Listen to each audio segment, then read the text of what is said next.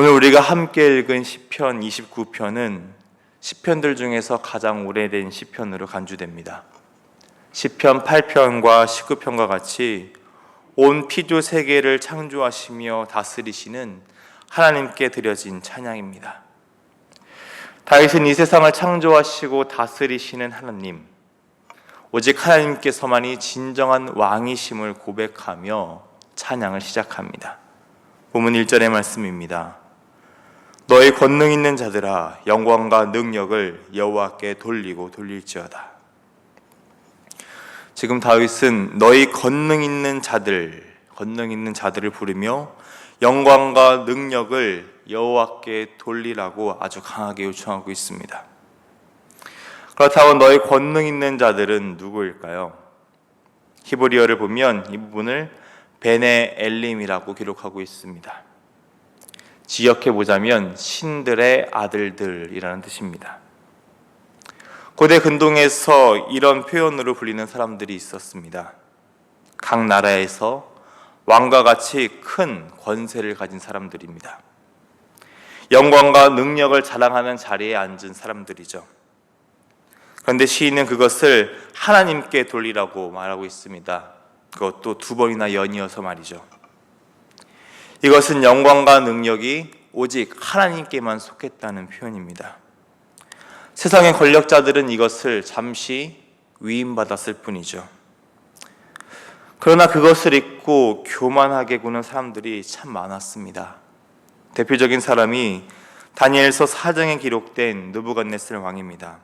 그는 교만하여서 이렇게 자랑합니다. 다니엘 4장 30절의 말씀입니다. 나 왕이 말하여 이르되 이 큰 바벨론은 내가 능력과 권세로 건설하여 나의 도성으로 삼고 이것으로 내 위엄의 영광을 나타낸 것이 아니냐 하였더니, 하나님께서 주신 그 권세를 마치 자신이 이룬 것 마냥 그렇게 교만하여서 자랑하였습니다. 그럴 때 어떻게 됐습니까? 쫓겨나 들짐승 같은 삶을 살게 되었습니다. 그리고 기한이 차서 다시 총명이 돌아오게 되었을 때 그는 이렇게 고백을 합니다. 다니엘 4장 34절의 말씀입니다. 그 기한이 참에 나 느부갓네살이 하늘을 우러러보았더니 내 총명이 다시 내게로 돌아온지라. 이에 내가 지극히 높으신 이에게 감사하며 영생하시는 이를 찬양하고 경배하였더니 그 권세는 영원한 권세요 그 나라는 대대에 이르리로다. 느부갓네살 왕은 하늘과 땅의 모든 권세를 가지신 진정한 분은 오직 하나님이심을 깨달았던 것입니다. 그래서 겸손히 나아가 이 세상을 운영하시고 권세자를 세우시는 하나님의 이름을 높이고 있습니다.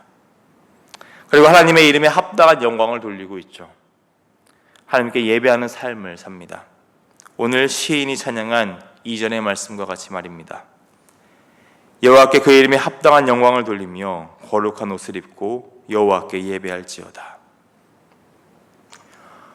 인간을 비롯한 모든 피조물은 이렇게 하나님의 이름을 찬양하기 위해 지음받은 존재입니다. 영광과 능력의 근원이신 하나님께 그 이름에 합당한 영광을 돌리는 삶을 살아야 합니다. 그러기 위해 시인은 거룩한 옷을 입으라고 이야기합니다. 옷은 신분을 나타내죠. 거룩한 옷을 입는다는 것은 구별된 삶을 사는 하나님의 백성을 뜻하는 것입니다. 즉 우리는 우리의 삶을 통해 하나님의 이름에 합당한 영광을 돌려야 한다고 지금 다윗은 이야기하고 있는 것입니다. 내 삶 하나하나가 찬양이며 예배가 되어야 된다는 것이죠. 그럼 우리는 우리의 삶을 통해 어떤 예배를 드리는가, 어떤 찬양을 올려드리는가 되돌아볼 필요가 있습니다. 전심으로 그리고 거룩한 행실로 하나님께 경배를 올려드리는 우리가 되기를 소망합니다. 계속해서 시인은 그런 영광스러운 하나님의 목소리를 찬양합니다. 하나님의 영광과 능력은 목소리를 통해서 표현됩니다. 3절부터 9절의 말씀을 보면 여호와의 소리가 7번 등장합니다. 7은 완전수이죠. 즉 온 세계가 하나님의 소리로 충만하다는 것을 시인은 찬양하고 있습니다. 먼저 3절을 보겠습니다. 여호와의 소리가 물 위에 있도다. 영광의 하나님이 우레소리를 내시니 여호와는 많은 물 위에 계시도다.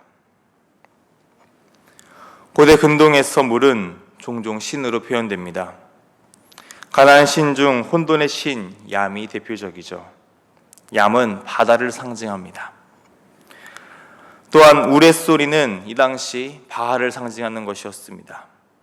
그런데 지금 시인은 무엇이라고 이야기합니까? 그 물 위에 하나님이 계시다고 이야기합니다. 그리고 그 소리를 내시는 분은 하나님이라고 말하고 있습니다. 마치 지금 이 본문의 장면은 창세기 1장 2절을 보는 것 같습니다. 땅이 혼돈하고 공허하며 흑암이 깊음 위에 있고 하나님의 영은 수면 위에 운행하시니라. 이 모든 세상은 하나님의 피조물이라는 것이죠. 세상이 신으로 섬기는 그것들 다 피조물이라는 것입니다. 세상이 아무리 요란하게 울리며 큰 능력을 보이는 것 같지만 실상은 아무것도 아니라는 것입니다. 하나님 앞에 온 세상은 잠잠할 수밖에 없죠. 그런 하나님이 우리의 하나님이 되심을 지금 다윗은 찬양하고 있는 것입니다. 그러니 하나님을 의지하며 그 하나님의 소리 안에 거하는 우리는 흔들릴 필요가 없습니다. 이런 소리가 우리의 마음을 심란하게 할 아무런 가치가 없는 소리라는 것입니다. 오직 하나님께서만이 참된 왕이심을 계속해서 다윗은 찬양합니다. 혼돈을 다스리시고 바다를 통제하시며 우리의 소리로 영광을 나타내시는 분은 오직 창조주이신 하나님 외에 없다는 것을 온 힘을 다해 찬양하고 있는 것이죠.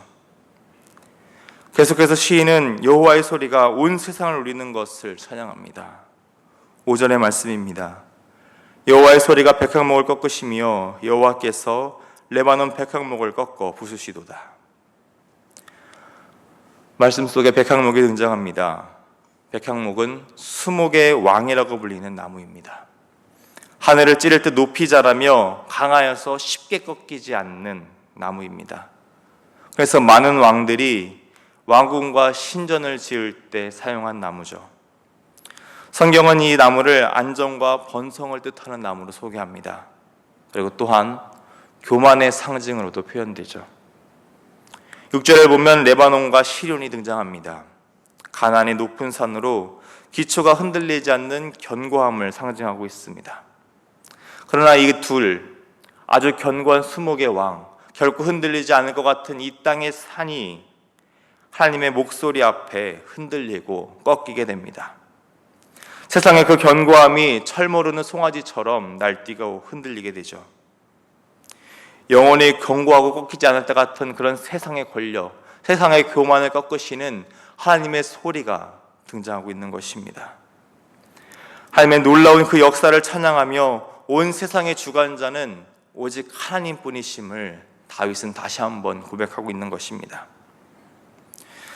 계속되는 7절에서 9절의 말씀을 보면 이제는 물을 넘어서 불과 온 땅, 식물과 동물들이 요동하는 모습들이 그려집니다. 화염을 가르시는 여호와의 소리는 온 광야를 진동케 하죠. 8절에 가데스 광야가 등장합니다. 가데스 광야는 이스라엘 최남단에 있는 곳입니다. 다시 표현하자면 앞선 6절의 레바논 시료는 이스라엘 북쪽 가장 끝쪽에 있는 곳입니다. 즉 온 땅을 진동시키는 여호와의 소리를 표현하고 있는 것이죠. 이 온 땅, 이 온 우주가 하나님의 소리 앞에 진동할 수밖에 없다는 것을 이야기하고 있는 것입니다. 또한 9절을 보면 우리가 성경에서 참 보기 힘든 아주 좀 희귀한 표현이 나옵니다. 낙태하게 하다라는 표현인데요. 조산이나 산고를 겪는다는 뜻입니다. 그리고 또한 살림을 말갛게 벗기신다는 표현을 합니다. 그래서 9절을 보면 참 강하다, 좀 지나칠 정도로 강한 표현이라고 느낄 수도 있습니다. 하지만 이것은 동물과 식물, 즉 온 피조 세계가 왕이신 하나님 앞에 두려워 떨고 있는 모습을 표현하고 있는 것입니다. 그 어떤 것도 하나님 앞에 서게 될 때에 두려울 수밖에 없다는 것이죠. 여호와의 소리 앞에 온 피조 세계가 요동하는 모습을 보며 하나님의 성전에 모인 사람들은 영광을 외치고 있습니다. 온 우주를 다스리시는 하나님께서만 진정한 왕이시며 참 신이심을 고백하고 있는 것이죠. 그 앞에 세상의 교만, 세상의 그 견고한 것들은 아무런 힘을 낼 수 없음을, 온 피조 세계가 하나님 앞에 순종하고 경배하고 있음을 표현하고 있는 것입니다. 마지막으로 시인은 하나님께서 왕으로 자정하셔서 통치하시는 것을 노래합니다. 10절의 말씀입니다. 여호와께서 홍수 때에 자정하셨으며 여호와께서 영원하도록 왕으로 자정하시도다. 홍수는 온 땅을 혼돈케 했던 인류의 아주 큰 재앙이었습니다.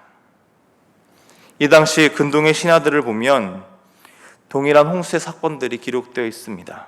하지만 그런 이방의 신들은 홍수를 통제할 수 없는 모습들로 그려집니다. 가짜는 그럴듯해 보이지만 아무런 능력이 없다는 것이죠. 그러나 온 우주를 다스리는 하나님께서는 홍수를 비롯한 그 인류를 위협하는 가장 큰 재앙마저도 통제하시며 온 우주를 다스린다는 것을 지금 다윗은 찬양하고 있는 것입니다. 진정한 신, 진정한 왕은 오직 하나님밖에 없음을 노래하는 것입니다. 그런 하나님께서 영원토록 좌정하셔서 우리의 왕이 되어주신다고 고백합니다. 그리고 그 하나님께서, 왕이신 하나님께서 자신의 백성에게 어떤 복을 내리시는지 다윗은 마지막으로 본문 11절의 말씀으로 찬양합니다. 11절의 말씀을 한 목소리로 고백하겠습니다. 여호와께서 자기 백성에게 힘을 주시며 여호와께서 자기 백성에게 평강의 복을 주시리로다. 아멘. 시인이 찬양했던 것과 같이 오늘 우리에게도 하나님께서 힘을 더하실 것입니다. 하나님의 백성인 우리에게 평강의 복, 그 샬롬의 복을 주실 것입니다. 하나님께서 주시는 그 힘을 받아 더욱 힘차게 오늘 하루 그리고 한 주를 보내시는 은혜를 누리는 우리 모두가 되기를 바랍니다. 평강의 하나님께서 주시는 그 샬롬으로 말미암아 부족함 없이 채우시는 은혜, 그 평안의 삶을 누리는 우리 모두가 되기를 주님의 이름으로 축원합니다. 기도하겠습니다. 왕의 왕이 되시는 하나님, 온 우주 만물을 창조하시고 다스리시는 하나님을 찬양합니다. 왕신 하나님께서 우리를 자기 백성으로 삼아주셨습니다. 그런데도 우리는 세상의 분주한 소리에 흔들리고 마음을 빼앗깁니다. 그래서 하나님의 소리를 듣지 못하고는 합니다. 이제 다시 하나님의 소리에 집중하며 나아갑니다. 우리의 왕신 하나님만을 바라보며 온 마음으로 찬양하며 나아갑니다. 오늘 왕이신 하나님을 모시는 삶을 통해 하나님께만 영광을 돌리며 예배하는 삶을 살게 하옵소서. 하나님 안에 거하며 힘과 평강을 더하시는 하나님의 은혜를 누리는 우리 모두가 되게 하여 주옵소서. 사랑이 많으신 우리 주님 예수님의 이름으로 기도드립니다. 아멘.